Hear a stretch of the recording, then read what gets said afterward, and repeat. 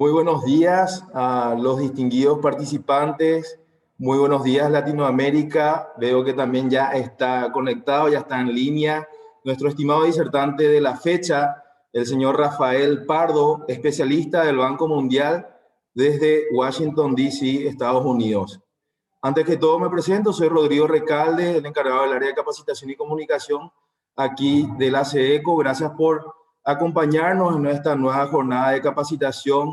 El objetivo es justamente brindar información en materia de protección al consumidor y el usuario en una coyuntura que en realidad nos invita a ser más digitales, nos desafía de manera personal, profesional e institucional. Nuestro invitado abordará el siguiente tema en la fecha: situación de la inclusión financiera en América Latina, secuelas del COVID. Y como secuelas creo aún lo veremos en el corto, mediano, largo plazo, una cuestión inherente desde una perspectiva de crisis provocada por esta pandemia.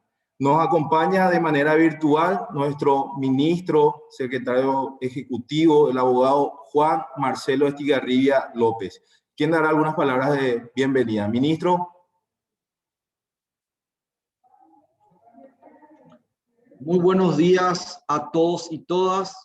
Doy la bienvenida a Rafael, quien será el disertante en la fecha de este nuevo webinar que estamos iniciando esta semana, en el ciclo justamente del componente de promoción y educación aquí de la Secretaría de Defensa del Consumidor. Agradezco la participación de todos los presentes, a todos los que se han conectado en la fecha. Por sobre todas las cosas, este espacio de promoción y educación es para todos los consumidores, para todos los proveedores, y el tema de hoy es un tema muy emergente, tiene que ver con la situación que estamos pasando a nivel mundial, y por sobre todas las cosas nos va a dar una perspectiva también en el componente de inclusión financiera. Así que, Rafael, muy contento de tenerte aquí presente en forma virtual con nosotros en Paraguay, y aprovecho para enviar un saludo a todos nuestros hermanos de Latinoamérica y a los que se conectan también aquí, en especialmente a los consumidores y nuestros colaboradores del Sistema Nacional Integrado de Protección al Consumidor, que son de las municipalidades de toda la República que están adheridas al sistema. Así que bienvenidos una vez más, y quedo aquí en línea para disfrutar un poco de esta presentación y aumentar también estos conocimientos que nos van a transmitir. Así que muchas gracias. Muchas gracias, estimado ministro. A continuación haré una breve reseña del historial profesional del señor Rafael Pardo.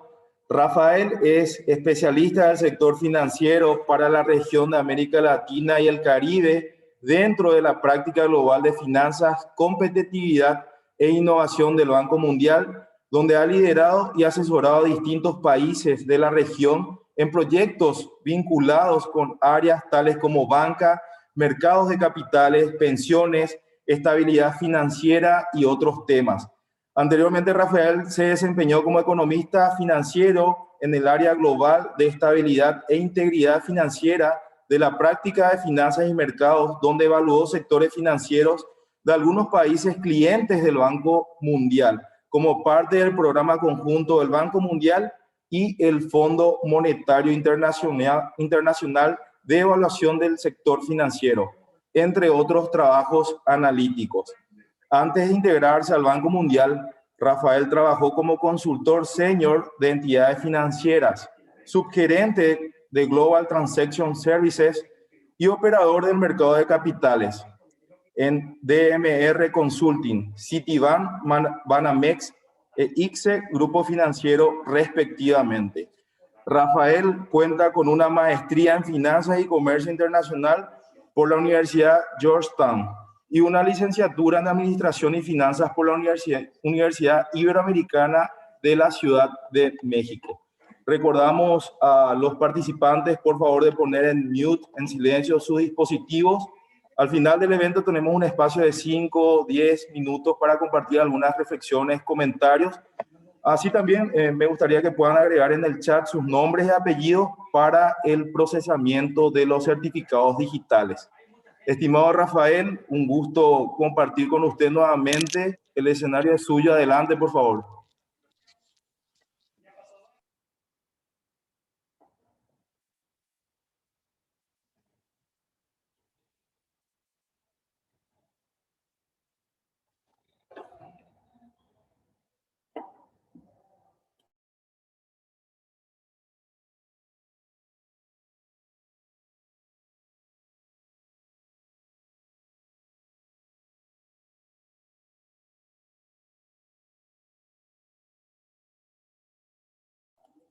A ver, aguardamos a Rafael. Estaba en línea, así que vamos a esperar un ratito. Seguro que en breve se vuelva a conectar.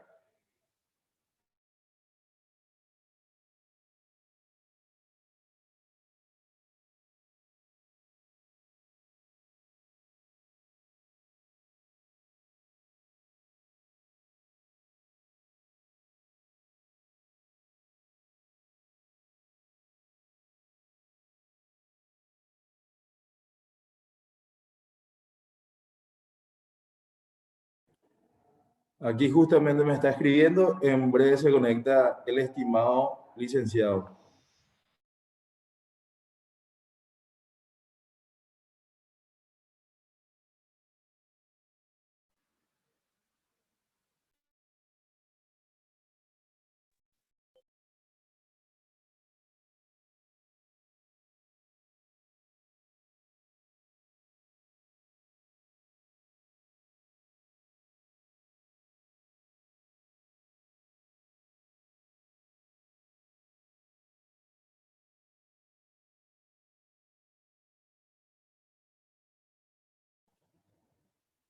A modo de recordatorio, por favor, si pueden agregar sus nombres y apellidos en el chat a fin de procesar los certificados digitales.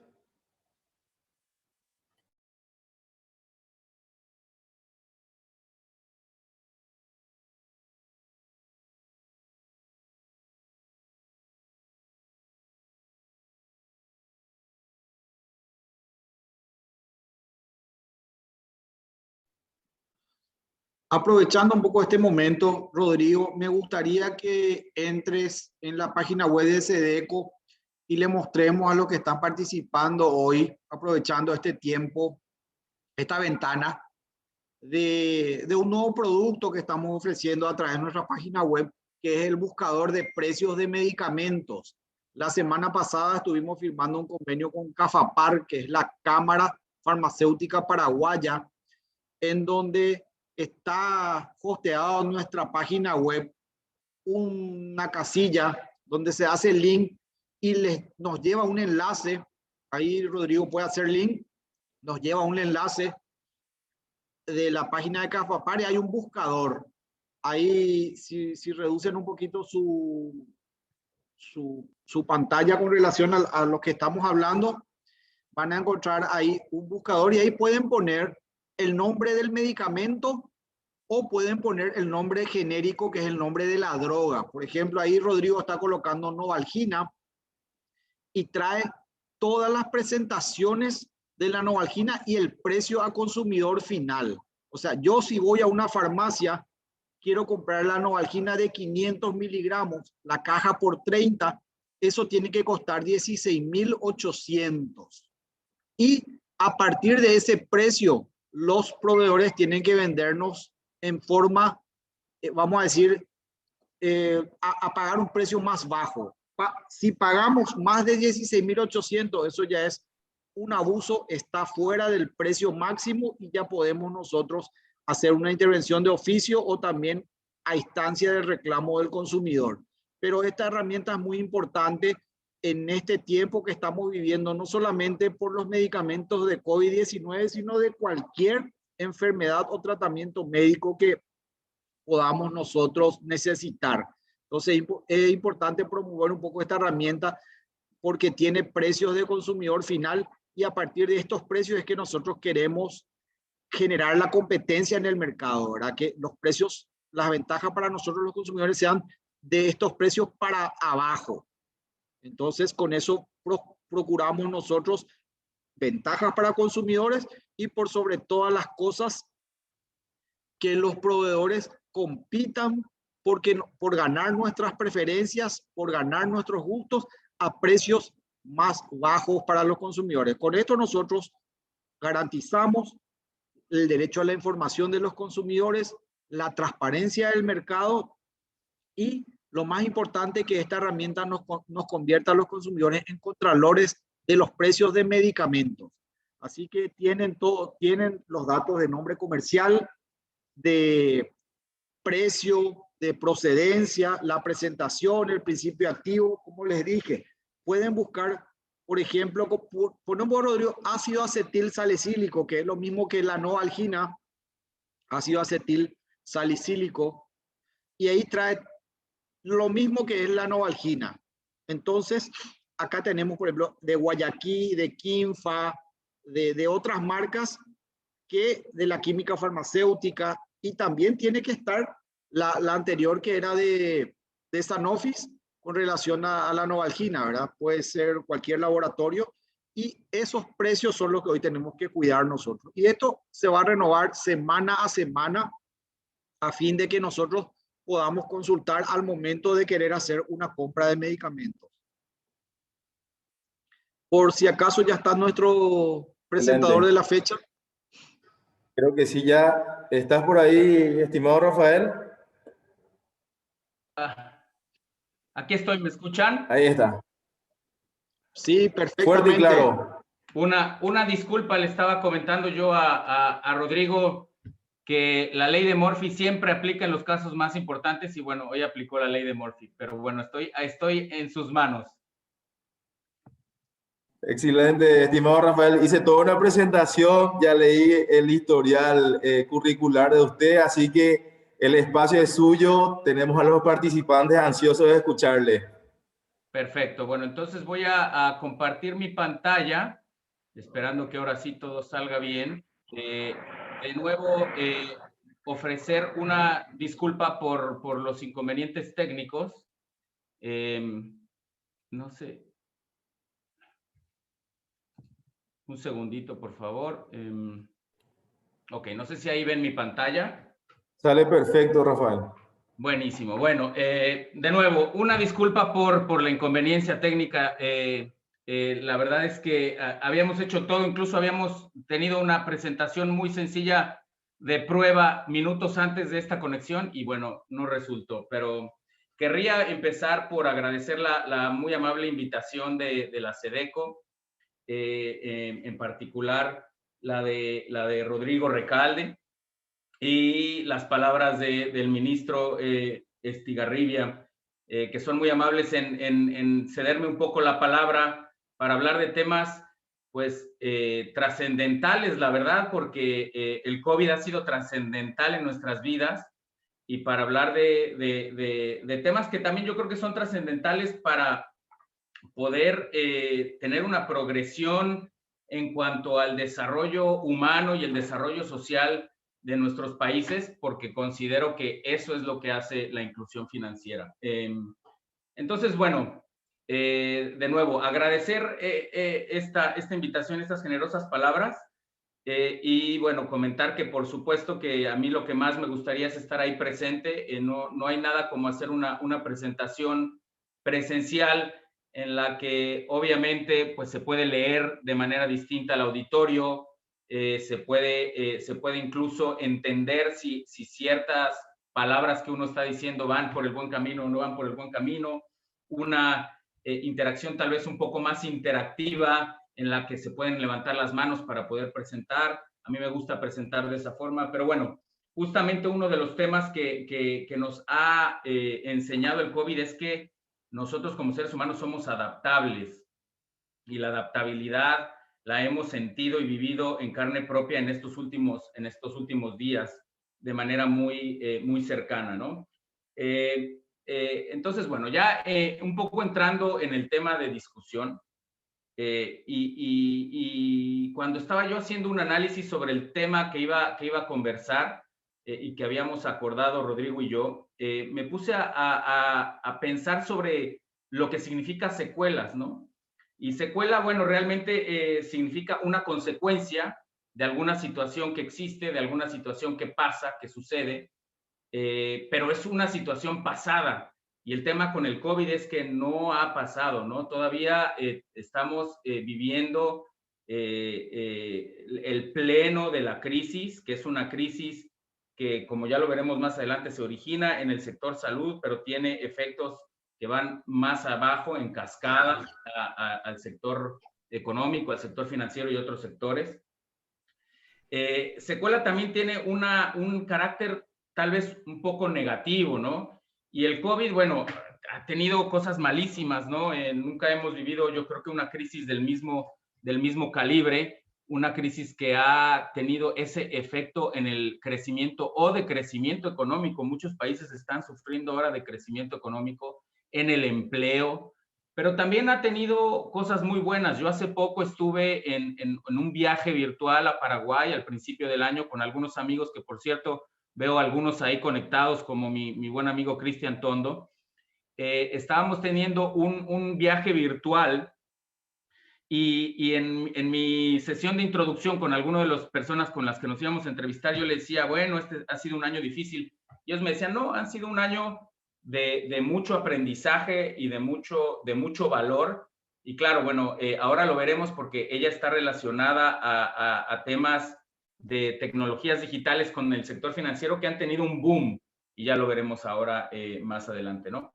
Entonces, bueno, cuando hice yo este análisis, consideré que a lo mejor una forma de verdaderamente nombrar esta presentación sería más bien la de analizar la importancia y la utilidad de los productos y servicios financieros, el desarrollo financiero y la inclusión financiera en América Latina y el mundo para afrontar los retos que presenta el COVID, lecciones aprendidas en el corto plazo y retos próximos. Ahora, imaginémonos, esto es más bien ya una disertación total, entonces, pues está bien quedarnos con el otro tema, pero lo importante de entender aquí es que si vamos a hablar de COVID y de su impacto en la inclusión financiera, pues tenemos que hablar de inclusión financiera. Y si vamos a hablar de inclusión financiera, pues tenemos que hablar de lo que hacen los productos y servicios financieros, porque no siempre entendemos realmente el valor que un producto financiero o que un producto en general nos genera, ¿no? Nosotros, por ejemplo, hoy damos por hecho el uso del teléfono celular. Yo y mis hijos se burlan mucho de mí. No puedo ir ni siquiera a comprar un café si no pongo el GPS del teléfono celular y ya lo doy por hecho. Pero ¿cuál es la utilidad que me genera ese GPS? Pues me genera que no me vaya yo a perder en la calle, que llegue directamente a comprarme mi café, etcétera, ¿no? Bueno, desde ese punto de vista a mí me gustaría un poco hacer una reflexión sobre cuáles son los productos y servicios financieros y su valor. Y entonces, bueno, si voy a hablar de esto, pues tenemos que hablar del sector financiero. Y si vamos a hablar del sector financiero, pues tenemos que hablar de su rol y de su papel, ¿no? Lo que sí es importante, y es lo que yo mencionaba hace un momento, es el ritmo de cambio en el que hemos vivido ahora, ¿no? Desde hace menos de un año, o un poquito más de un año más bien, 12, 13, 14 meses, hemos cambiado nosotros como seres humanos. Y empezamos a cambiar desde hace mucho tiempo, ¿no?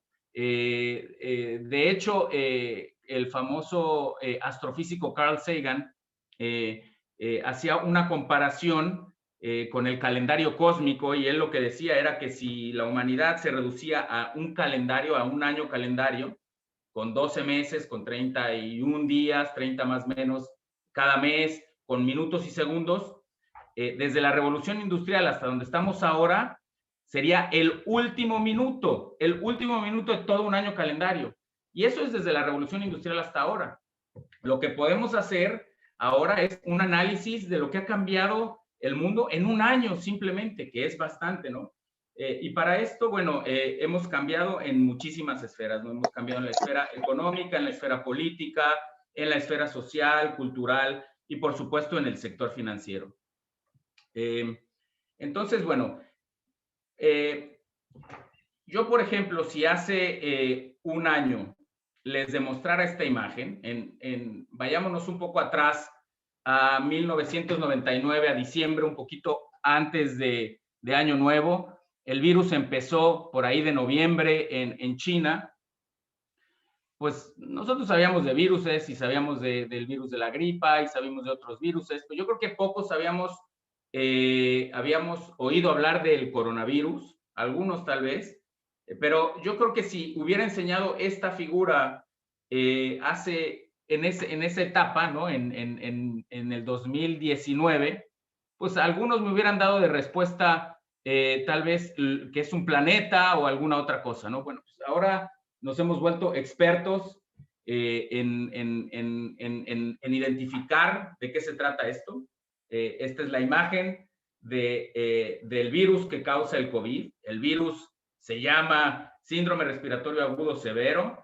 Y bueno, este virus ha causado una serie de acciones del gobierno, de los gobiernos y de nuestro comportamiento que han tenido implicaciones importantes.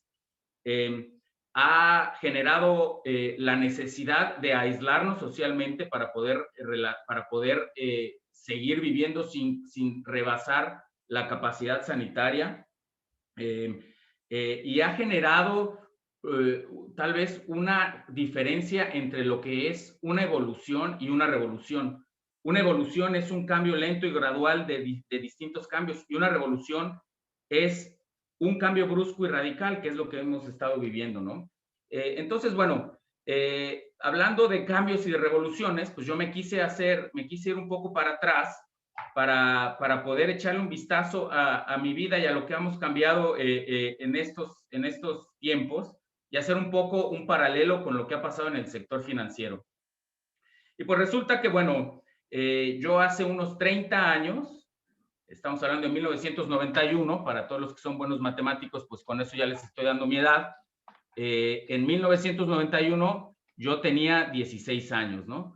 Y me encontraba terminando la escuela secundaria, entrando a la escuela preparatoria, que tengo entendido que es el 10º año más o menos de estudio por allá por Paraguay.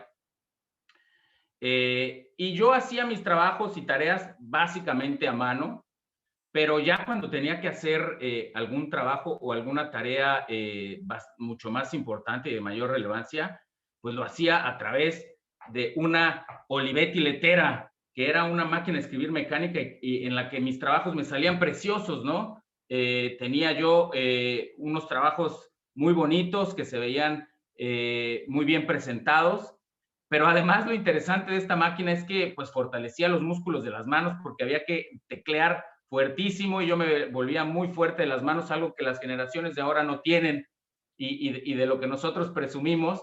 Lo interesante con esta máquina es que cuando uno tecleaba de manera demasiado rápida, las letras se atoraban, entonces uno tenía que regresar la letra y tratar de zafarla, ¿no? Pues esta fue la flamante máquina que utilicé yo durante mis años de secundaria y preparatoria. Pero ya en preparatoria, pues como que necesitaba yo algo más moderno y la modernidad pues ya nos estaba alcanzando, ¿no? Entonces, mi familia decidió invertimos en una flamante máquina de escribir eléctrica, ¿no? Esta máquina mejoraba mucho mi velocidad y tenía además algo súper interesante, que era que podía yo equivocarme y podía borrar letras y palabras, ¿no? Esto ya me hacía sentir a mí demasiado potente en cuanto a mi tecnología que usaba en la casa. Entonces, pues bueno, yo podía presentar trabajos todavía mucho mejores, podía tener un poquito más de análisis y borrar, cambiar un poco de oraciones, pero ya cuando iba yo entrando a la universidad, pues ya se hacía un poco obsoleta también, ¿no? Entonces había necesidad de invertir en una computadora. Y pues este es el modelo de computadora justamente que yo tuve al principio de mi carrera, ¿no? Yo tenía una computadora que era de este estilo, que tenía una capacidad, si la comparamos ahora, bastante limitada en cuanto a su capacidad de procesamiento, pero pues que me servía bastante. En ese entonces yo creía que mi casa se veía como un laboratorio de la NASA, ¿no? Era algo bastante impresionante. Pero bueno, pasaron un par de años también y la máquina se empezó a volver lenta, además de que yo empecé a trabajar ahí en una casa de bolsa haciendo temas de mercado de capitales, y allá tenían computadoras, pues 1 o 2 generaciones más avanzadas que esta, que tenían una capacidad de procesamiento mucho más rápido.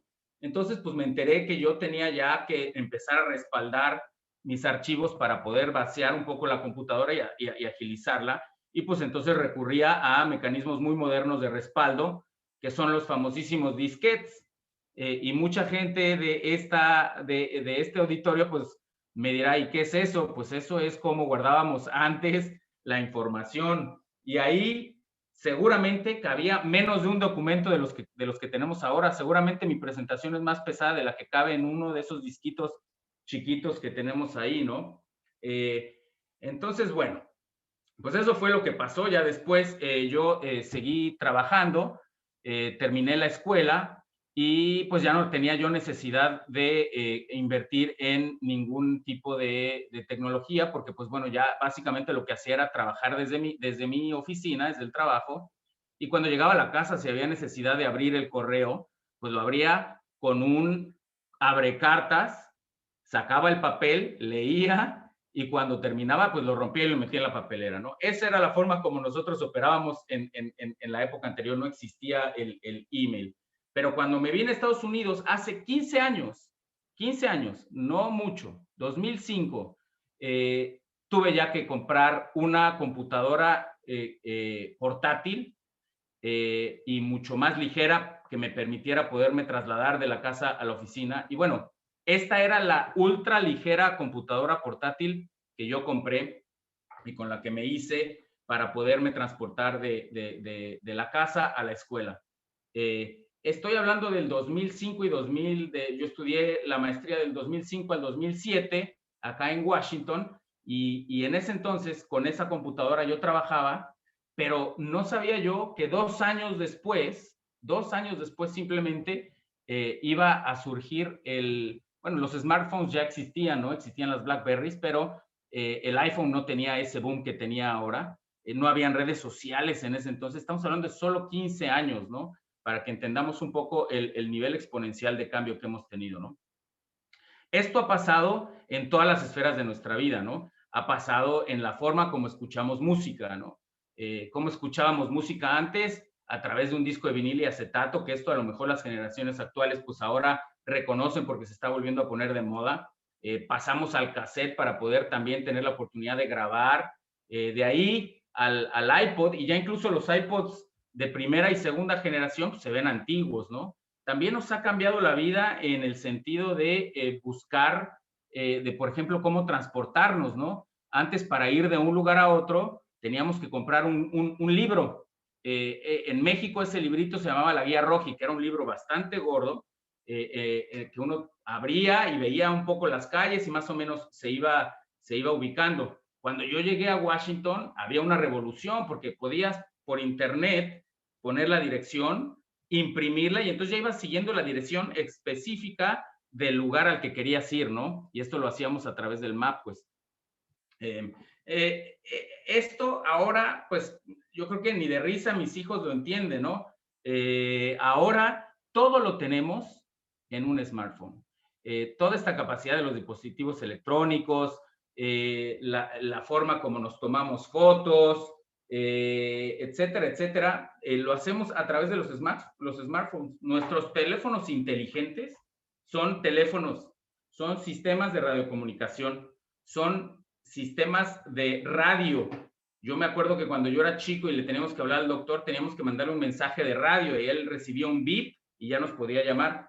Son chats, son programas de música o instrumentos de música. Yo usaba un Walkman.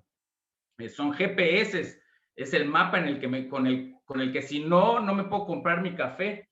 Son cámaras fotográficas, redes sociales, tiendas virtuales, libros, podcasts, la forma como compramos, etcétera, ¿no? Y bueno, estos smartphones, este pequeñito device, como se dice en inglés, es también nuestro medio de pago. Nosotros ahora, a través de estos instrumentos, realizamos transacciones, mandamos remesas, le podemos mandar dinero hoy que nos paga nuestro sueldo en Asunción a nuestra abuelita que vive en Ciudad del Este y lo hacemos de forma segura, lo hacemos de forma muy rápida, lo hacemos de forma eficiente y lo hacemos de forma barata, ¿no? Todo esto se llama la transformación digital. Y la transformación digital está ahora, digamos, el término de moda, el término sexy. Y ahorita vamos a hablar de términos sexys y de importancias relativas, ¿no? Pero bueno, el término sexy ahora es transformación digital, y la transformación digital, como ya les decía, ha generado un ritmo de cambio mucho más acelerado del que nuestros papás y nuestros abuelos estaban acostumbrados, ¿no? Ha transformado modelos de negocio que nosotros creíamos que eran modelos de negocio perpetuos, ¿no? Ha transformado la política, ¿no? Nosotros, por ejemplo, hace unos años no nos podríamos haber imaginado la primavera árabe si no fuera a través de las redes sociales, o el Brexit, o los comicios electorales del 2016 en Estados Unidos, incluso los del 2020, aunque esos creo que son más influenciados por el COVID, y así nos podemos ir en muchas áreas, ¿no?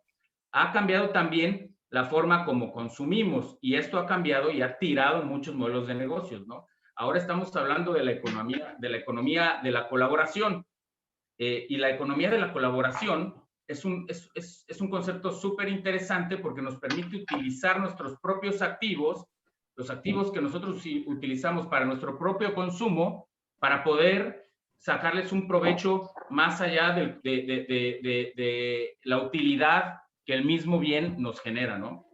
Y entonces, por ejemplo, en la rama de autos, pues tenemos el Uber y el Lyft, que nos permite utilizar nuestro vehículo para podernos transportar o poder transportar a otra gente. Perdón. Tenemos también cómo ahora los hoteles están sufriendo ante la llegada de tecnologías tipo Airbnb, en la que yo, si tengo una casa adicional de campo que antes usaba solo 1 o 2 veces al año, ahora la puedo rentar, y entonces pues le estoy quitando negocio a los hoteles, ¿no? Y así con los libros, con los audiolibros, con los podcasts, con la información, con absolutamente casi todas las ramas de nuestras vidas, ¿no? Si nos vamos al sector financiero, ¿cómo ha evolucionado el sector financiero? Bueno, pues el sector financiero también ha sufrido de transformaciones, ¿no? Antes nosotros depositábamos el valor de nuestros activos, o el valor intrínseco de nuestro trabajo, lo depositábamos en papel moneda y en monedas. Ahora, antes realizábamos pago con este tipo de instrumentos. Ahora lo seguimos haciendo, y ahora veremos un poquito en Latinoamérica cómo está la situación en cuanto a el uso de medios físicos contra el uso de medios electrónicos. Pero bueno, esta era la forma como la que nosotros pagábamos antes en todo el mundo. Y ahora, bueno, estamos escuchando hablar dentro de este tema de la transformación digital de tecnologías financieras, como la tecnología fintech, los regtechs, los sandboxes, el crowdfunding, el crowd investing. Yo no sé si, por ejemplo, ustedes escucharon recientemente lo que pasó con la acción de una tienda de videojuegos que se llama GameStop, pero pues resulta que a través del crowdfunding, una compañía que debería estar valuada bastante abajo, su valor de mercado de la acción subió muchísimo por el crowdfunding, ¿no? Entonces estamos transformando también este tipo de cosas, y ahora los pagos ya no los realizamos necesariamente con cheques o con monedas, sino a través de billeteras electrónicas, ¿no? Y a través de billeteras electrónicas, pues bueno, tenemos medios de pago instantáneos, seguros, baratos, incluso a través de medios de pago tenemos medios de pago que incorporan redes sociales como Venmo, ¿no? Entonces yo le puedo mandar dinero a mi mamá y además avisarle a todos mis amigos que soy muy buena gente, y le mandé dinero a mi mamá para que se pudiera comprar un abrigo o un suéter, ¿no? Estas tecnologías digitales, por supuesto que además traen muchos beneficios, ¿no? Y ya hablamos de muchos. Por ejemplo, las tecnologías digitales, en lugar del dinero físico, nos dan trazabilidad, nos permiten entender de dónde pasa cuál es el flujo del dinero, en dónde se origina el dinero y hacia dónde va y cuál es su destino. Esto tiene implicaciones muy importantes, tanto en temas de integridad de sector financiero, todos estos temas de lavado de dinero, de contrabando al terrorismo financiero, tiene implicaciones contables, tiene implicaciones administrativas, ¿no? Pero además también estos medios nos generan mucha confianza, son medios que, bueno, son cómodos y nos generan confianza porque ya entendemos y podemos ver en ese instante si tenemos ya nuestro débito y el crédito hecho en la cuenta de nuestra mamá, a la que le mandamos su dinero para que se comprara su abrigo, ¿no? Son tecnologías que además, por su facilidad y por su disponibilidad, nos reducen los costos y además son fácilmente escalables, ¿no? Y eso es una de las cosas que ha pasado ahora durante el COVID, ¿no?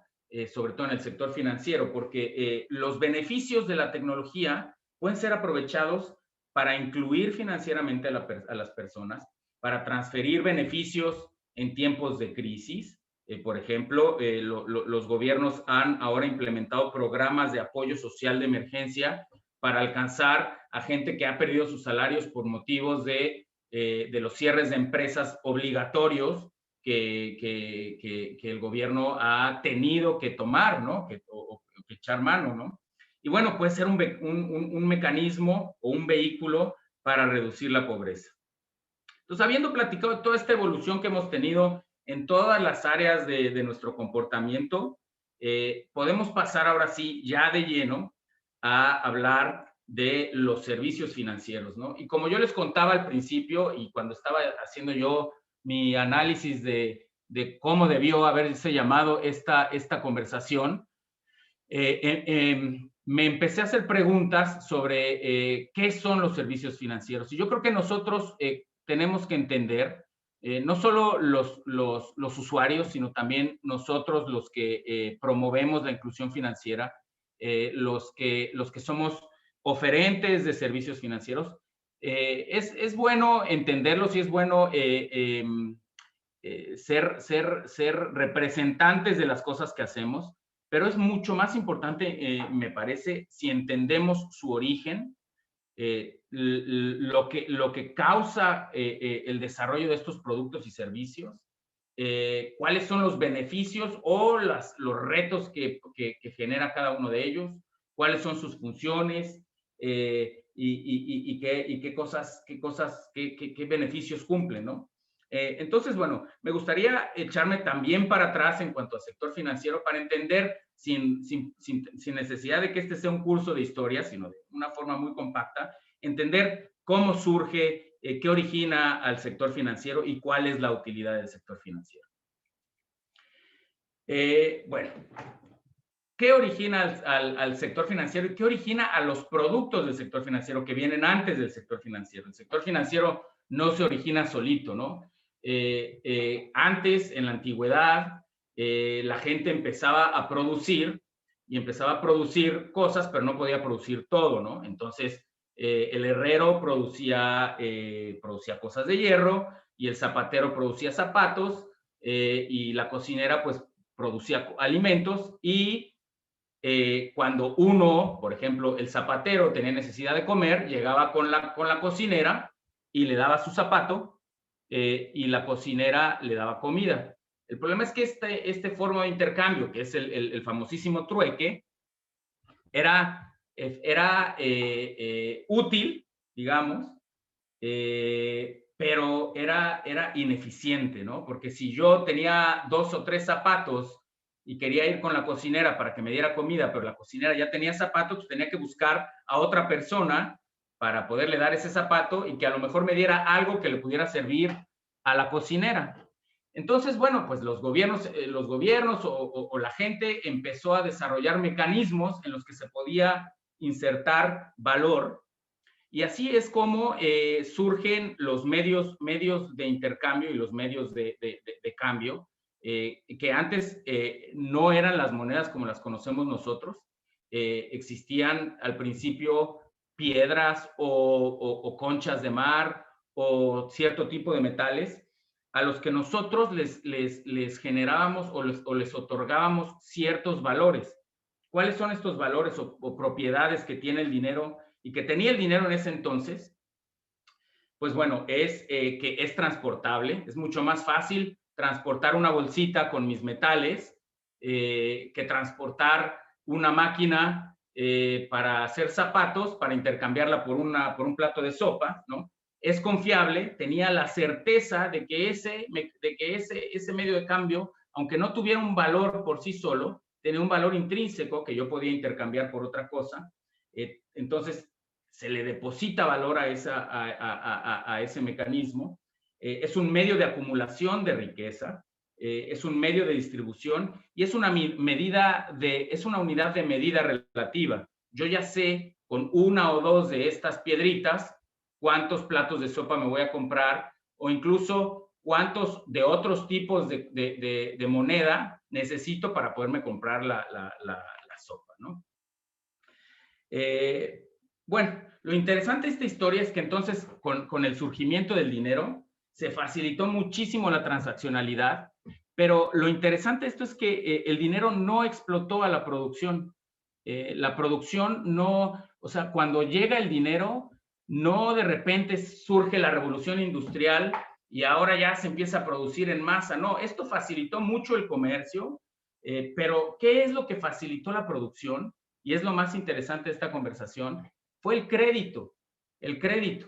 Yo producía zapatos, tenía dinero y mis zapatos me generaban mayor valor que lo que generaba, por ejemplo, una sopa para la cocinera. Entonces yo tenía excedentes de dinero, excedente de riqueza que podía utilizar para consumo, pero también podía utilizar para prestarle dinero a otra persona. Y con esto se empezó a explotar la producción.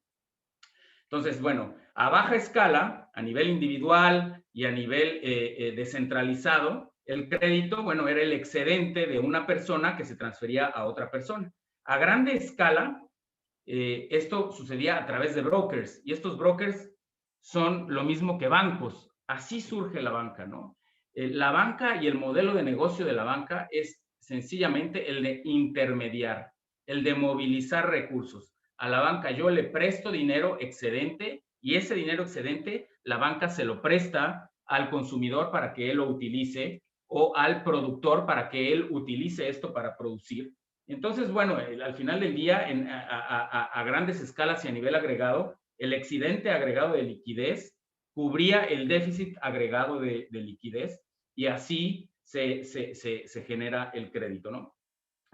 Ahora, el crédito posteriormente fue complementado por las corporaciones que a su vez dieron nacimiento a los mercados accionarios y así a los mercados de valores, que es una forma alternativa de financiar, que no es crédito, de financiar actividades productivas, ¿no? Así se siguen movilizando los recursos y me parece que esta es una buena forma de explicar cuál es la importancia y la relevancia del sector financiero. El sector financiero agilizó muchísimo el comercio, disparó la producción, movilizó los recursos para que los recursos que por un lado podrían estar ociosos puedan ser productivos y además, por otro lado, le generan un cierto rendimiento a aquel que tiene los recursos excedentes, ¿no? El tema es que el sector financiero se ha empezado a sofisticar y se han empezado a encontrar instrumentos y productos cada vez más acotados a cubrir ciertas necesidades mucho más específicas, ¿no? Ahora tenemos productos alternativos de crédito en base a nuestros activos como son, por ejemplo, el factoraje o el arrendamiento financiero. Tenemos productos que nos cubren sobre riesgos, que son los seguros. Tenemos productos de ahorro contractual que nos permiten a nosotros, a través de una aportación complementada por una aportación de nuestro patrón, retirarnos sin necesidad de tener que pedir prestado cuando ya estemos retirados y poderle dar espacio a las nuevas generaciones para que trabajen. En fin, en pocas palabras, el sector financiero tiene un papel habilitador, es un papel transversal porque corta alrededor de todas las industrias, es catalizador y es distributivo. Ya que entendimos un poco al sector financiero, ahora vamos a entender un poco cuáles son los productos financieros, por lo menos los productos financieros más básicos, para poder entender por qué son importantes y por qué es importante que estos productos no solo los tengan los que tienen acceso a ellos, sino tratar de impulsar que los tengan otros que no tienen acceso a ellos, ¿no?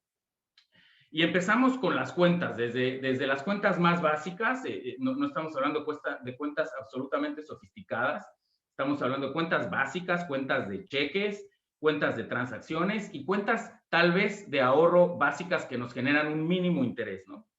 En todas estas cuentas son en las que nosotros vamos y nuestros billetes y monedas los depositamos en esta cuenta. Y en esta cuenta, pues bueno, se tiene, digamos, una bolsita y además nuestro empleador deposita nuestro salario. Y esta simple cuenta que nosotros ya damos por hecho sin entender cuáles son sus implicaciones, tiene muchísimo valor. ¿Por qué tiene muchísimo valor? Porque nos simplifica la vida. Es mucho más conveniente poder ir de un lugar a otro con solo una tarjeta en nuestra billetera, en la bolsa de nuestro pantalón, para poder ir a comprar cosas, que tener fajos de billetes y monedas que tenemos que ir cargando para poder hacer todas nuestras transacciones. La cuenta de cheques nos genera también seguridad. Si nosotros vamos cargando nuestros billetes y nuestras monedas, pues es más fácil que llegue alguien que tenga interés en nuestras cosas y pues nos robe, ¿no? Y este es un tema súper interesante porque yo hace muchos años trabajaba en un banco en México, en Citibank, en un banco bastante grande, en el área de banca corporativa, y nosotros teníamos que ir a vender nuestros productos a los clientes, ¿no? A nuestros clientes corporativos. Y yo tenía clientes corporativos sofisticados y muy grandes que uno diría, bueno, entienden exactamente cuál es el valor y cuál es la necesidad y cuál es el uso y la utilidad de todos estos productos. Pero cuando yo tenía que ir a hablar con sus empleados, y me tocó mucho, por ejemplo, con constructoras, para explicarles el valor de mejor abrir una cuenta de cheques para que el empleador le deposite su dinero, en lugar de que él reciba el efectivo, se lo lleve a su casa y lo guarde abajo del colchón, pues era difícil poderles expresar estos beneficios que generaban estos instrumentos, ¿no? La cuenta de cheques, de nuevo, como lo hicieron los medios de pago y como lo mencionamos antes, nos permite una mejor trazabilidad, un mejor manejo de flujos y en algunos casos, como en estos de las cuentas de ahorro, la generación de un poco de interés, ¿no? Esto, a nivel macro, se ha estudiado en la literatura económica y nos permite entender que las familias y los individuos, a través del acceso a las cuentas de cheques y a las cuentas de ahorro, son capaces de construir activos, de gestionar mejor sus riesgos, de reducir la inseguridad alimentaria incluso, y acceder con mayor facilidad a una gama de otros servicios. Esto nos permite acceder a otros servicios a los que tal vez no tendríamos acceso solamente con el efectivo. Y a las empresas también, sobre todo a las micro y pequeñas empresas, les permite aumentar su inversión en capital fijo, aumentar su productividad, crecer su volumen de negocio, emplear a más personas, gestionar necesidades de liquidez a corto plazo, en fin. Yo creo que espero con esto un poquito empezarles empezar a reflexionar y que todos empecemos a entender cuál es la verdadera utilidad de una simple cuenta de cheques, ¿no? El siguiente producto, también un poco básico, es el de los ahorros. ¿Y por qué es importante el ahorro? Bueno, ¿cuáles son las dos formas de incentivar a la economía? Bueno, la primera es el consumo. Las economías modernas se basan o son fundamentadas por el consumo. ¿Qué es lo que sucede? Yo recibo dinero, ese dinero lo uso para comprarme unos zapatos que produjo una fábrica de zapatos. La fábrica de zapatos usa ese dinero para poderle pagar a sus empleados, para poder pagar la luz, y el excedente para reinvertirlo y poder producir más zapatos y entonces yo voy después y compro más zapatos y así se genera un ciclo. Ese es el ciclo del consumo. Pero el ahorro también tiene un valor importante, sobre todo cuando en una economía existe un excedente en cuanto al ingreso, ¿no? Porque ya conocemos la función del ingreso. Si nuestro ingreso es menor a nuestro consumo, pues tenemos ahorro negativo y entonces en lugar de ahorrar, más bien tenemos que pedir prestado, lo cual en algunas ocasiones es muy caro. Conforme nuestro ingreso va incrementando, nuestro ahorro empieza a ser de negativo a cero y luego pasa a ser positivo. Ese es nuestro excedente, ¿no? Ese excedente puede traspasarse para el sector productivo. Cuando uno ahorra, el ahorro no es nada más que un diferimiento, un aplazamiento de nuestro consumo del presente al futuro. Y esto nos permite a nosotros generar recursos para incrementar nuestro patrimonio y generar ciertas ganancias, ¿no? Entre otras cosas, y también quedándonos a nivel individual, a nivel micro, el ahorro, además de alcanzar ciertas metas materiales, nos permite adquirir bienes un poco más caros y alcanzar ciertas metas materiales, ¿no? Si nosotros gastáramos todo lo que tenemos, todo lo que recibimos en un salario, tal vez lo máximo que podríamos comprarnos sería algo determinado, ¿no? Y tal vez lo que tenemos es interés de comprarnos una televisión o un auto o una casa. Entonces, bueno, el ahorro nos permite generar esos recursos para en el futuro comprarnos nuestra casa. Nos permite enfrentar gastos extraordinarios. Por ejemplo, en el caso de una enfermedad, cuando ya tenemos un colchón, un soporte de ahorro, podemos utilizar esos recursos sin tener que recurrir a la venta de activos o a pedir prestado o a utilizar o a diferir, a cambiar nuestros patrones de consumo, ¿no? Protege también la reducción de nuestros ingresos por temas como pérdida de empleo. Nos permite darnos un tiempo para poder buscar otro empleo.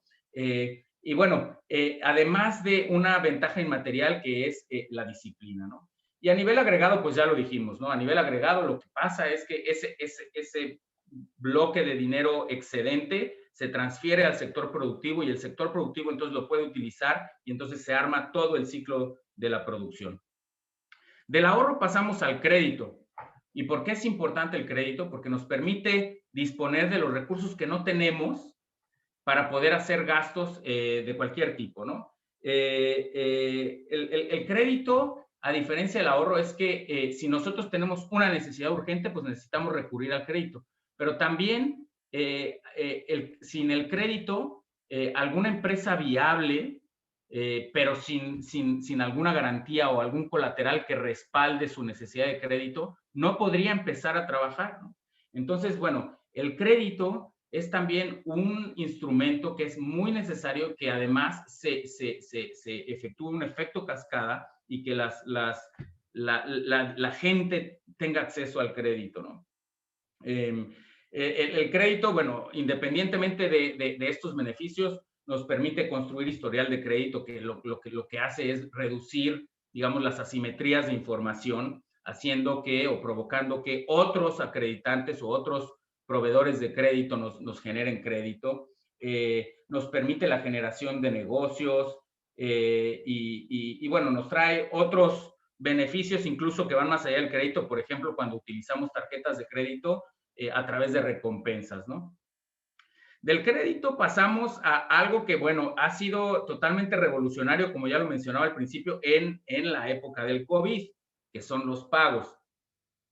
Los pagos, pues sin irme a mucho detalle, nos generan seguridad, como ya lo comentábamos, ¿no? Nosotros ya sabemos que ese dinero va a llegar, incluso lo podemos ver debitado y acreditado en una cuenta en cuestión de segundos.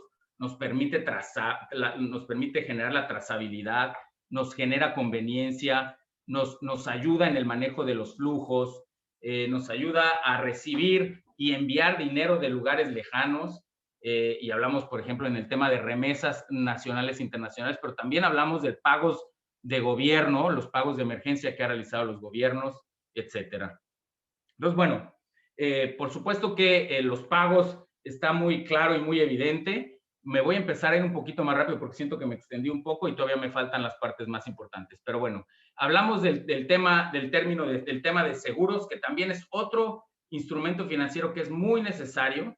Este tiene propiedades más o menos parecidas a las propiedades que tiene el ahorro. Sin embargo, este tiene un distinto uso que el del ahorro, porque cuando nosotros depositamos nuestro dinero en una aseguradora, no lo estamos depositando, ese dinero no es nuestro, lo estamos pagando, es una prima que le pagamos a la aseguradora para que con poco dinero, si surge una eventualidad demasiado cara, la aseguradora nos pueda cubrir esos gastos, ¿no? Y entonces así encontramos que existen seguros de vida, seguros de gastos médicos, seguros de daños a terceros, seguros de autos, seguros de casa, bueno, hay hasta seguros de animales y de perros y de todo tipo de cosas, ¿no?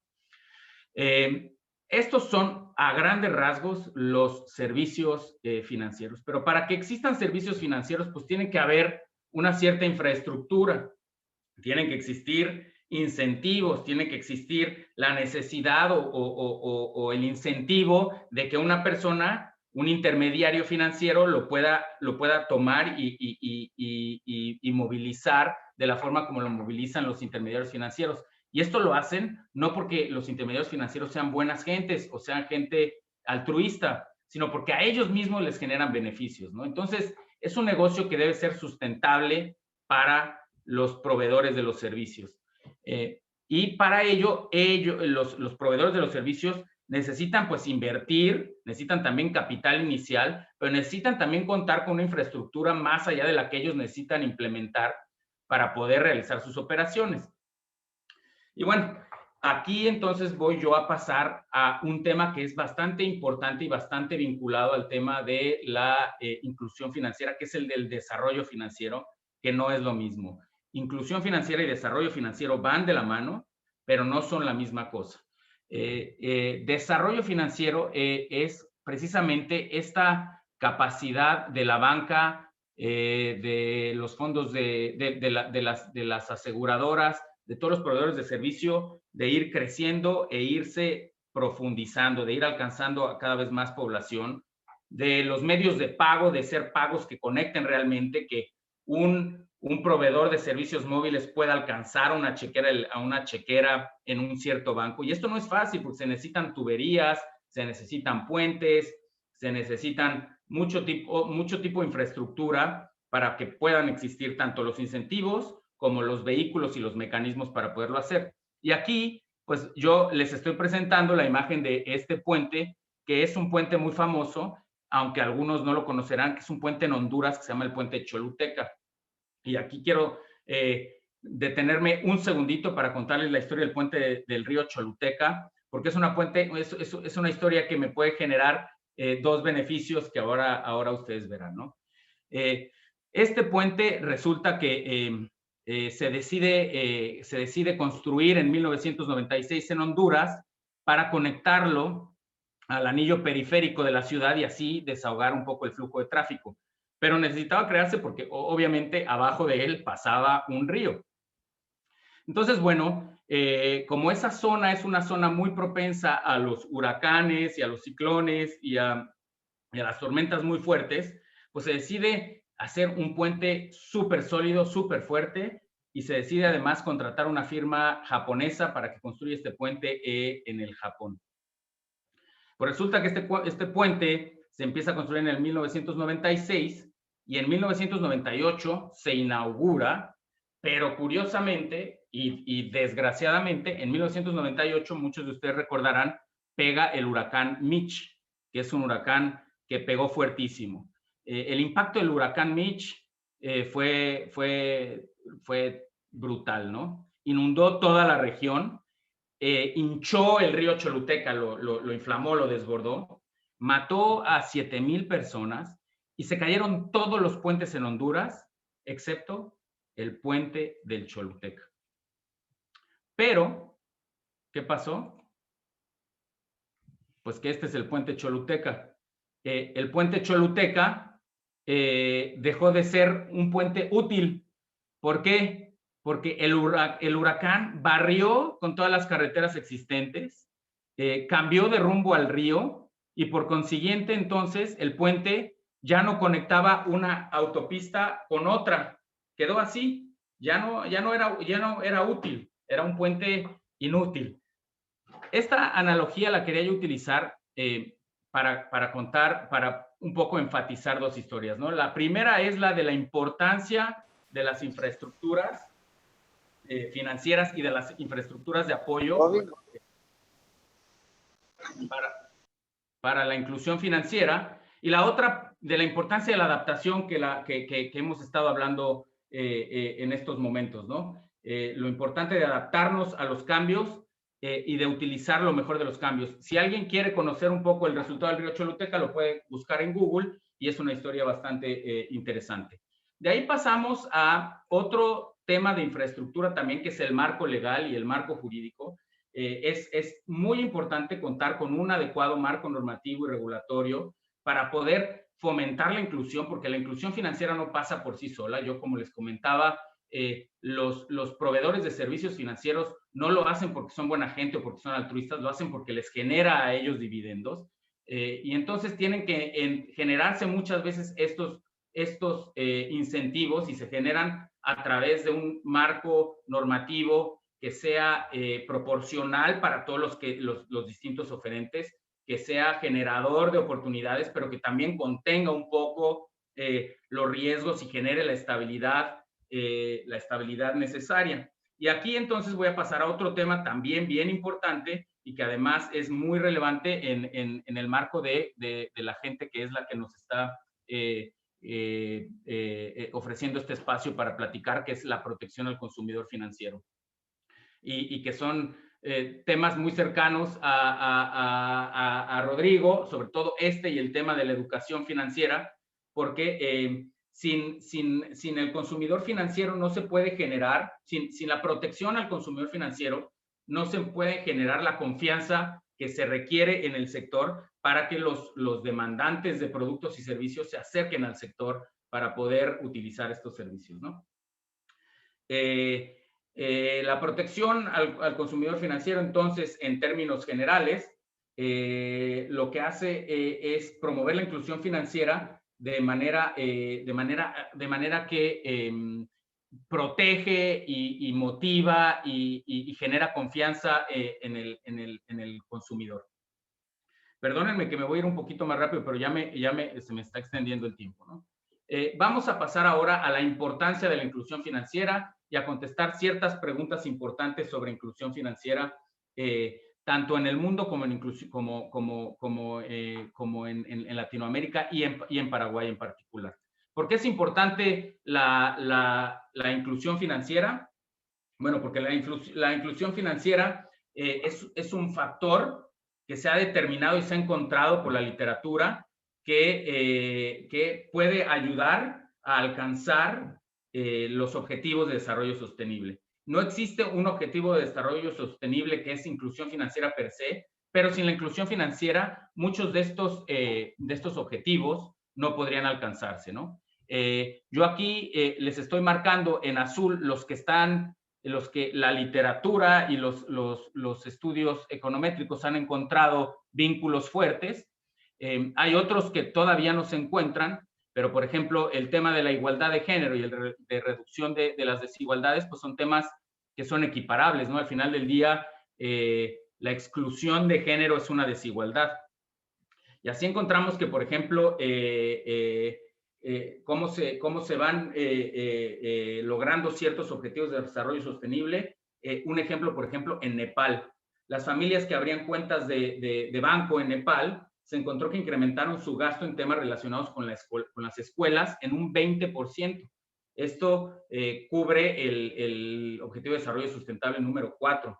Está evidentemente vinculado a la inclusión financiera, ¿no? La inclusión financiera previene, por ejemplo, que la gente caiga en pobreza, suavizando el costo o el golpe que generan los gastos inesperados. Esto ya lo comentamos con el tema de los seguros, ¿no? Y esto es algo que ataca directamente a los Objetivos de Desarrollo Sustentable número 1 y número 3, eliminando la pobreza y generando mayor bienestar.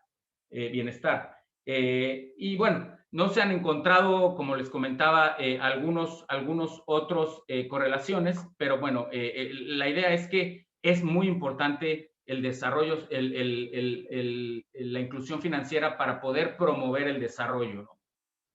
Y esta es una gráfica que nos lleva un poco a demostrarles por qué es importante, ¿no? Primero que nada, existe, y podemos notarlo aquí, una correlación positiva entre inclusión financiera e ingreso. Entonces, si nosotros vemos aquí en el eje de las X, vemos a través de una encuesta que realiza el Banco Mundial que se llama la encuesta Findex, el porcentaje de tenencia de cuentas en cada uno de los países por los adultos. Y en el eje de las Y tenemos el ingreso nacional bruto y podemos ver que la relación es una relación directa y es una relación además robusta, es casi el 73% de relación, ¿no? Desafortunadamente también esta gráfica nos indica un poquito el problema y nos empieza a ilustrar qué es lo que está pasando en Latinoamérica, ¿no? Los puntos en azul clarito son países de Latinoamérica, los puntos en azul oscuro son países en el resto del mundo. Y lo que estamos viendo es que los países en Latinoamérica están, digamos, golpeando abajo de su capacidad económica en el tema de inclusión financiera. Esto es un tema que la verdad da un poco de tristeza porque hay países tal vez más pobres que estén incluyendo más y ya conocemos o ya estamos por lo menos aprendiendo a conocer cuál es la importancia y los efectos de la inclusión financiera, que entre otros se encuentra el empoderamiento a los individuos, la independencia y la reducción de la violencia familiar, la reducción de la vulnerabilidad, el desarrollo de capacidades financieras, el apoyo a las empresas a innovar, a crecer y a generar empleos, etcétera.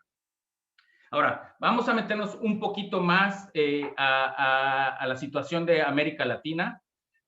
En América Latina, lo que vemos también con esta encuesta de Global Findex, yo tenía pensado contarles un poquito más de Global Findex, pero ya se me está acabando el tiempo, pero pueden ustedes meterse a Global Findex en Google y van a encontrar muchísimo material sobre estas encuestas que realiza el Banco Mundial cada 3 años. Desafortunadamente el COVID impactó el desarrollo del Findex del 2021, o del 2020 y ahora tendrá que hacerse en 2021 y seguramente los resultados estarán en 2022. Pero nos permite un poquito evaluar la evolución que ha existido en otras regiones en cuanto a distintos indicadores de inclusión financiera. En este caso, el de tenencia de cuentas, que es el más típico, ¿no? En la inclusión financiera, ahora vamos a ver la definición en términos genéricos, pero la inclusión financiera es el uso y la tenencia o el acceso a instrumentos, ¿no? Y desafortunadamente aquí vemos que no solo la pendiente es mucho más horizontal en Latinoamérica, sino que además la base es más baja en Latinoamérica, aunque podemos ver aquí la línea verde, como también la base era más baja y sin embargo con trabajos y esfuerzos en los países como China, India y Kenia, se ha alcanzado un crecimiento del 83% en cuanto al uso y a tenencia de cheques, ¿no? O de cuentas, más bien. En Latinoamérica también vemos que a pesar de que existe la infraestructura tecnológica y de comunicaciones, existe en muchos países, por ejemplo en Paraguay, y aquí Paraguay es de hecho un caso positivo y un caso de éxito, existen los medios, pero las transacciones electrónicas son bajas. Y esto, pues la verdad es que es un poco desanimante, ¿no? Un poquito porque ya hemos visto todas las ventajas de poder utilizar estos medios y lo que también es un poco triste es ver cómo estamos quedándonos rezagados con respecto a otros países y a otras regiones. En LAC, por ejemplo, si vemos la gráfica de LAC en el extremo derecho, se reporta que solo el 18% utilizó un teléfono móvil o internet para accesar a su cuenta. Afortunadamente, en Paraguay esto es mayor y lo podemos ver en la gráfica azul, que es el 2017, ¿no? En Paraguay ha habido un progreso bastante, y esto es 2017, ahora veremos lo que pasó con COVID, ¿no? En América Latina también, y esta es una de las facultades que nos permite el Global Findex, que es ver distintas brechas de género, brechas de pobreza. Vemos que la brecha de pobreza es mucho más grande. ¿Esto qué quiere decir? Que la diferencia en el acceso, uso, calidad de cuentas y de servicios financieros es menor por la gente más pobre que por la gente más rica, ¿no? En el caso de tenencias, por ejemplo, aquí vemos que la diferencia entre el 40% más pobres y el 60% más ricos es de 21 puntos porcentuales. Obviamente, pues no nos comparemos con los países de alto ingreso, ¿no? Pero, por ejemplo, en África subsahariana es de 18 puntos porcentuales. ¿Por qué no podemos estar como África subsahariana, no? Pero bueno, la ventaja es que se están haciendo esfuerzos y ahora los comentaremos. En el tema de género, lo mismo, ¿no? En el tema de género, aquí lo que vemos es que tenemos brechas de género que siempre, casi por consistencia, el hombre tiene más cuentas que la mujer. En este caso, que es la encuesta del 2017, el único país en el que la tendencia es revertida es Argentina. Pero lo malo de esto es que esto no parece ser una tendencia, sino un poco variable, ¿no? No es el resultado de un esfuerzo consensuado y priorizado para poder atacar a la mujer. Y lo vemos en esta siguiente gráfica, que es la de la progresión de brechas de género del 2011 al 2017.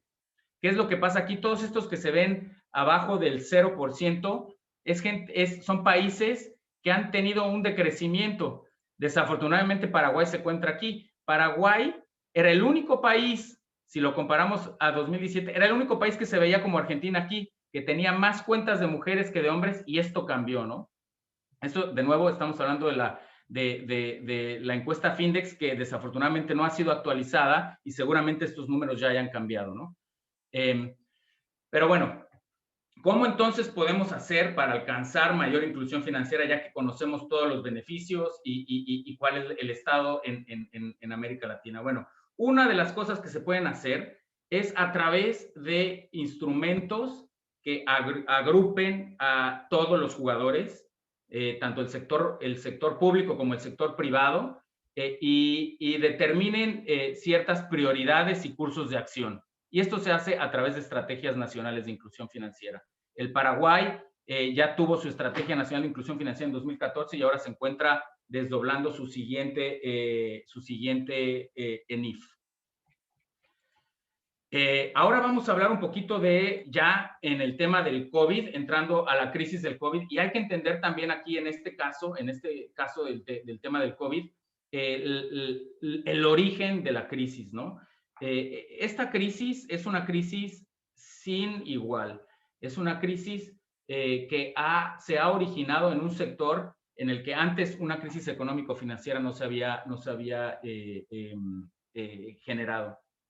Las crisis normalmente se definen por el origen o la naturaleza se define por el origen que causa esta crisis. Y así tenemos crisis económicas, crisis financieras, crisis de tipo cambiario. Bueno, esta es una crisis de salud que ha generado un impacto económico muy fuerte. Pero lo interesante de esta crisis es que en crisis anteriores había un poquito el tema del huevo y la gallina. Las crisis económicas podían o no ser originadas por el sector financiero, pero el sector financiero tenía un rol procíclico. Lo que pasaba con una crisis es que, ya sea que fuera o no originada por ellos, amplificaba la crisis. ¿Y qué es lo que está pasando ahora? Pues que la crisis no se origina en el sector financiero, y además el sector financiero, en este caso, por lo menos hasta este momento, y hay que ser muy precavidos en este punto, porque además han habido implementación de políticas de emergencia muy necesarias, pero que podrían tal vez generar algunas debilidades en el sector financiero, tiene un rol contracíclico, entonces puede ayudar mucho más a salir de la crisis, y lo hemos visto, por ejemplo, en la distribución de los subsidios de pago con los programas en Paraguay, por ejemplo, como Pitibo y Ñangareco, a través del sector financiero. El sector financiero es un habilitante, es una fuerza de apoyo. Y entonces los gobiernos pues han tenido que recurrir a estrategias y a prácticas innovadoras para poder mantener la distancia social, cerrar los negocios, pero poder seguir manteniendo los flujos, ¿no? Es importante que la economía no desaparezca. Entonces, ¿cómo lo han hecho? Lo han hecho a través de la utilización del sector financiero en varias áreas, ¿no? Por ejemplo, para incentivar la liquidez, el excedente de liquidez que existe en los mercados financieros y en el sector financiero en general, se han capitalizado unos fondos en muchos países y en el Paraguay también, que son fondos de garantías parciales, que lo que permiten es que le reducen el riesgo de crédito a la entidad prestante y entonces permiten que ese excedente de liquidez pueda salir un poco más fácil y financiar actividades productivas. Y en este caso, pues la actividad productiva es un poco secundaria, sino capital de trabajo, porque es importante pagar salarios, es importante que la gente siga manteniendo su nivel de ingreso, etcétera, ¿no? Ahora, me gustaría aquí enseñar que tampoco todo es rosa, ¿no? No todo es color de rosa. Hay ciertas cosas en temas de inclusión financiera que han resultado beneficiosas por el COVID y hay otros temas que son un poquito más o que la historia es menos positiva, ¿no? Este señor es Mohamed Yunus, que fue el fundador del Banco Grameen y que fue el que originó todo el movimiento de microfinanzas. El señor ganó un premio Nobel y las microfinanzas han sido por mucho tiempo, digamos, el sexy, el sexy de la inclusión financiera, ¿no? Ahora, sexy no está relacionado con importancia, las microfinanzas siguen siendo importantes, pero sobre todo a raíz del COVID y un poquito antes con todo el surgimiento de las empresas fintech y de las empresas financieras digitales, pues han perdido un poquito de visibilidad, ya no son tan sexys, pero son muy importantes, ¿no? ¿Por qué son importantes? Porque las microfinancieras todavía proveen de servicios financieros críticos a poblaciones vulnerables. Tienen más de 140 millones de clientes de bajo ingresos, con ahorros y créditos y un valor mayor a los 124 mil millones o billones de dólares, depende si lo lees en inglés o en español. Y además son una fuente fundamental de reducción de brechas, ya que sus clientes en su mayoría son mujeres, el 80%, y rurales en el 65%. Y sin embargo, lo que está pasando es que las microfinancieras comparadas con las fintechs y con las billeteras de pago electrónico y todo esto, están viéndose imposibilitadas de poder lograr esa transformación digital que otros están logrando porque no tienen esa infraestructura, no cuentan con ese modelo de negocios. Y esa es la parte complicada en cuanto a inclusión financiera y COVID en el sector financiero. Entonces aquí, bueno, tenemos dos gráficos.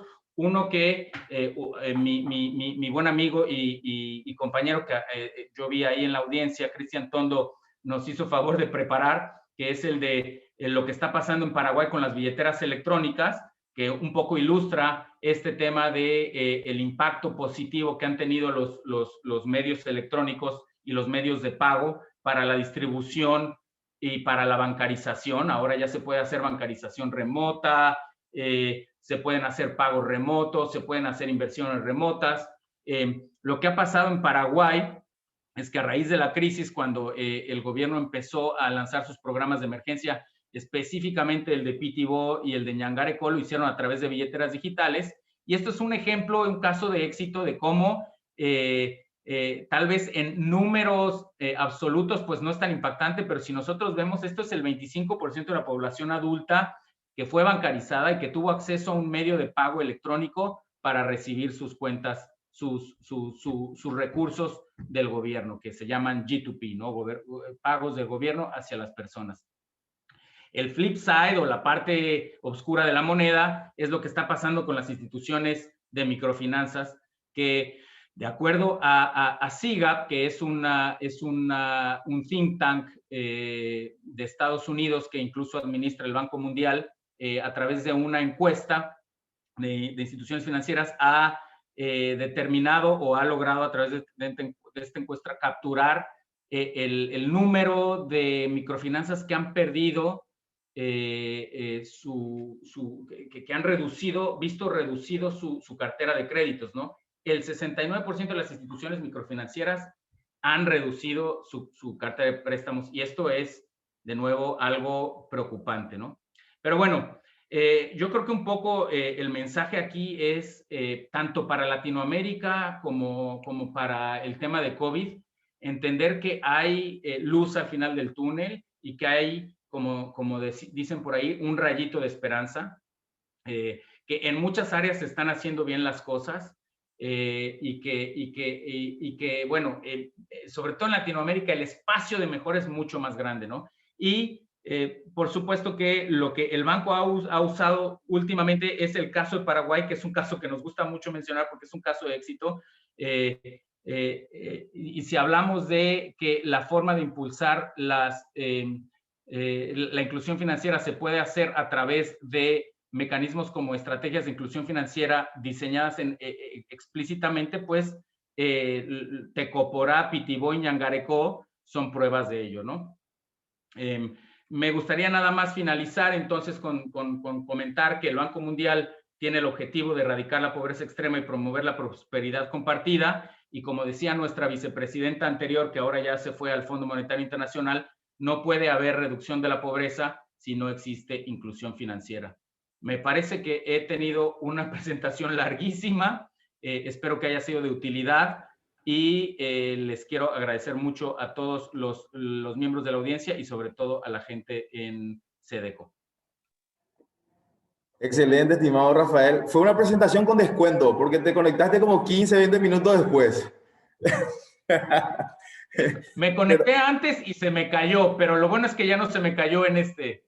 Totalmente. Mira, estimado Rafael, muchísimas gracias por la cátedra. La verdad que fue una cátedra, por la predisposición, el interés en preparar esta presentación para la SEDECO. Bien, como mencionaste, vivimos un mundo distinto, complejo.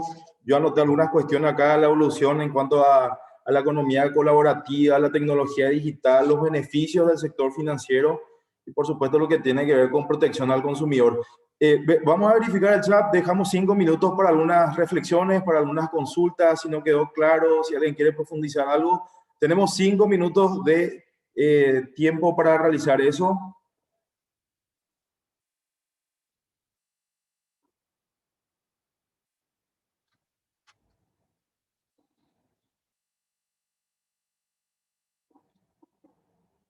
Creo que quedó muy claro todo, ¿eh? En el último slide que por ahí les compartí, yo no creo que mi presentación sea muy útil en temas de información. Para eso pues hay documentos. Me gustaría tener una presentación siempre mucho más visual, pero en el último vienen algunos vínculos que pueden ser de utilidad.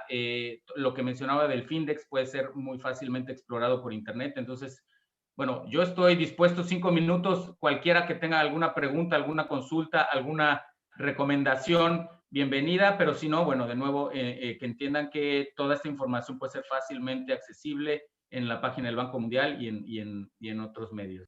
Nelson Sanabria consulta, ¿en algún momento cree que puede ocurrir una crisis del lado financiero dentro de la pandemia?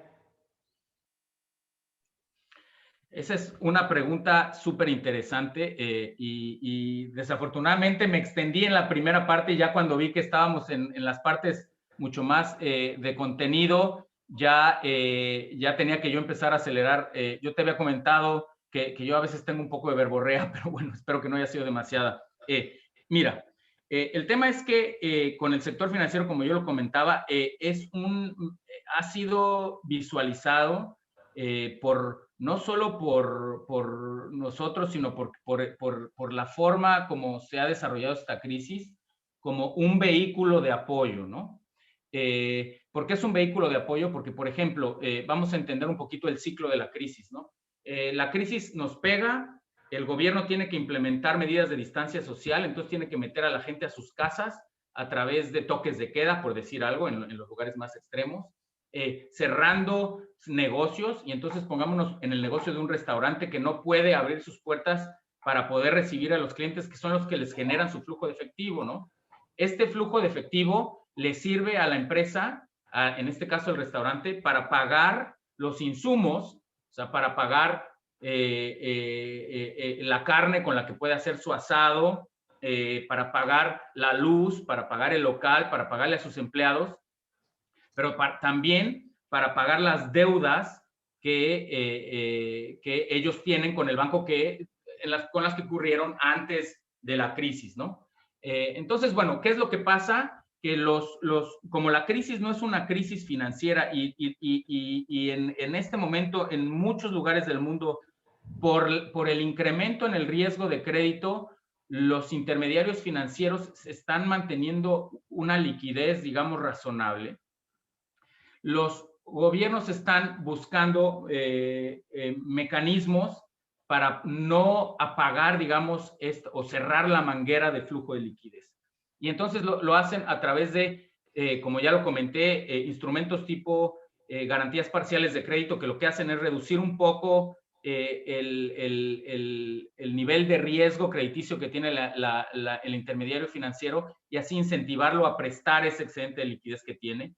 Pero también han habido otros mecanismos como son las moratorias y las reestructuras de deuda, que son mecanismos que permiten una ampliación del pago de la deuda. Si yo tenía una deuda que ya estaba vencida, ahora pues me ofrecieron un poco más tiempo para pagarla, pero esto es un arma de doble filo y aquí es donde tal vez es importante esta pregunta. Porque lo que no queremos, y lo explicaba yo un poquito en el tema de las crisis, es que esta crisis se convierta en una crisis financiera, porque el sector financiero tiene un papel amplificador de crisis. En este caso tiene un papel reductor de crisis, pero en general tiene un papel amplificador de crisis. Y si los balances de la banca se empiezan a deteriorar por las medidas de emergencia que son ahora completamente necesarias, esto podría desencadenar algún problema más importante en el sector financiero, ¿no?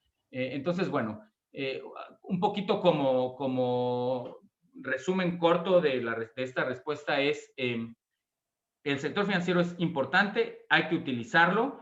Estas medidas tuvieron que ser utilizadas. Bueno, primero dicen que cuando tienes fuego en tu casa, primero tienes que apagarlo y ya luego ves el daño que causó el agua de la manguera, ¿no? Pero hay que utilizarlas, pero hay que ser precavidos. Excelente. Creo que esta consulta va de la mano también del señor Carlos Antonio López. ¿Cuáles son las herramientas que se está previendo utilizar para evitar la crisis financiera en Latinoamérica? Aquí ya es un tema un poquito más de administración de riesgos a varios niveles, ¿no? Primero que nada, a nivel individual, las instituciones financieras deben seguir teniendo sus instrumentos de administración de riesgos robustos, deben seguir provisionando, deben seguir teniendo todos estos mecanismos de control y de prevención de crisis, deben de ir analizando la salud de su portafolio, aunque en estos casos, como yo lo comentaba, es difícil por todas las reestructuras y moratorias, pero pues tienen que estar haciendo un trabajo de monitoreo constante.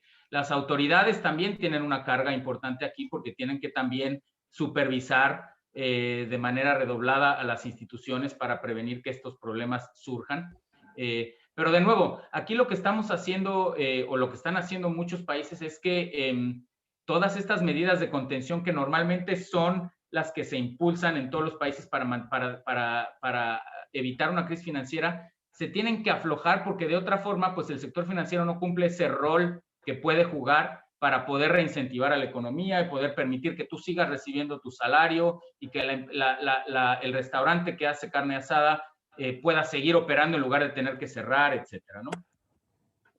Así mismo, excelente. Bueno, antes de finalizar, quiero invitarle también a todos nuestros participantes que puedan ingresar en nuestras redes sociales. Estamos en el Twitter, @CEDECOPY, en el Facebook, CEDECO Paraguay.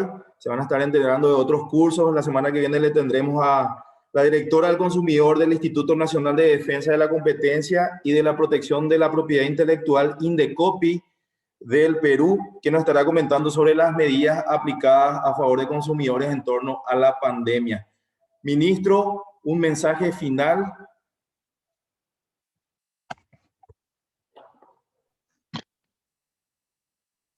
Muchas gracias, Rafael, por tu tiempo, por la excelente presentación. La verdad que nos dio un pantallazo de todo lo macro, de cómo se está comportando un poco el sistema y por sobre todo esa introducción de la evolución y de la historia también fue muy importante para medir también cómo la economía se va comportando a través del tiempo. Así que agradezco mucho. La verdad que vamos a ver cómo quedamos después de esta pandemia y lo que no voy a dejar de borrar de mi mente es esa imagen del puente que prácticamente creo que muchos puentes van a quedar después de esta pandemia sin utilización porque el curso de la historia, como el cauce del río, prácticamente esta pandemia va a llevar todas las autopistas, va a llevar todas las carreteras y va a tener nuevos cauces, ¿verdad? Entonces, mucha gente va a quedar, muchas economías van a quedar con los puentes, pero van a poder, o sea, no van a poder utilizar o también van a tener que construir nuevos puentes, ¿verdad? Entonces, eso me quedó muy presente y la imagen gráfica de ese slide es muy, ¿cómo decirte? Es muy testimonial, ¿verdad? En realidad esa gráfica con relación a lo que estamos viviendo se da para muchos escenarios. Así que una vez más, en nombre de la SEDECO, en nombre de la República del Paraguay, agradecerte por la excelente presentación, por decirle sí desde un primer momento a esta iniciativa de la SEDECO y por sobre todas las cosas agradecer a todos los presentes por su tiempo y por su interés y los esperamos en los próximos webinars que se van a estar dando dentro de este ciclo. Así que hasta cada instante a todos y ojalá, Rafael, podamos entrevistarnos en forma personal en cualquier momento de nuestras vidas. Así que muchas gracias nuevamente y agradecido con todos los presentes. Muchísimas gracias, ministro. Ojalá que podamos pronto irnos a comer un asado y que yo pueda escuchar un poco el yopará. Solo un comentario muy rápido. Muy buen punto es el tema del puente, pero googleelo porque es una historia de éxito y me parece que lo podemos replicar en COVID, ¿no? Excelente, fantástico. Vamos a estar googleando ahí también. Antes de finalizar, por favor, los que puedan activar sus cámaras, vamos a hacer la selfie virtual de cada jornada. Un tiempito. Muchas gracias a todos los participantes nuevamente. A ver, tenemos varias hojas hoy, así que va la primera foto.